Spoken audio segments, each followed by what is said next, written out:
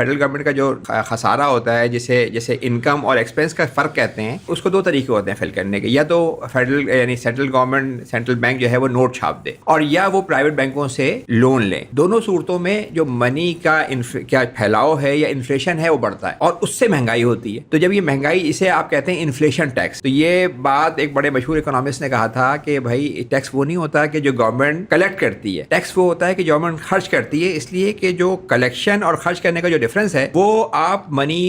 Print کرتے ہیں یا بینکوں سے لون لیتے ہیں۔ تو دونوں صورتوں میں بینک سے، اب ہم نے لاسٹ ٹائم بات کی تھی کہ بینک جو ہے فریکشنل ریزرو سسٹم کے تھرو منی کریٹ کرتے ہیں، تو جب یہ جو منی لی جاتی ہے تو اس سے پھر مہنگائی ہوتی ہے، اور یہ مہنگائی پھر غریبوں کو مارتی ہے، اس لیے کہ جب یہ مہنگائی ہوتی ہے تو ہمیں بھی اندازہ ہے کہ جن کے پاس ایسٹس ہوں گے، کسی کے پاس ریئل اسٹیٹ ہے، کوئی فائنینشیل ایسٹس ہیں، گولڈ وغیرہ، وہ اس کے ونر ہوتے ہیں اس انفلیشن کے، کیونکہ ان کی قیمتیں بڑھ جاتی ہیں، نامنل ویلیو بڑھ جاتی ہے۔ اور جو فکس انکم پہ لوگ ہیں، جو بیچارے 1000 روپے کی دہاڑی لگا رہے ہیں، ان کی اگر 20% انفلیشن ہو جائے تو ان کے 1000 روپے کی ویلیو رہ جاتی ہے 800 روپے۔